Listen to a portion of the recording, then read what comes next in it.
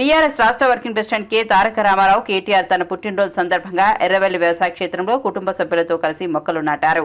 పర్యావరణ పరిరక్షణకు ప్రతి ఒక్కరూ తమ వంతు బాధ్యతగా మొక్కలు నాటి వాటిని సంరక్షించాలని సందర్భంగా పిలుపునిచ్చారు. హరితహారానికి మద్దతుగా చేపట్టిన ఈ కార్యక్రమంలో కుటుంబ సభ్యులతో కలిసి పలు మొక్కలను నాటి వాటికి నీరు పోశారు. ప్రకృతిని కాపాడడం అంటే భావితరాల భవిష్యత్తును కాపాడినట్టేనని కేటీఆర్ అన్నారు. వాతావరణ మార్పుల ప్రభావాన్ని తగ్గించడంలో మొక్కలు కీలక పాత్ర పోషిస్తాయని, ప్రతి ఒక్కరూ ప్రత్యేక సందర్భాలను మొక్కలు నాటే వేడుకలుగా మార్చుకోవాలని సూచించారు. పచ్చని తెలంగాణ నిర్మాణానికి ప్రతి కుటుంబం కనీసం కొన్ని మొక్కలను నాటి వాటి సంరక్షణ బాధ్యత తీసుకోవాలని కోరారు.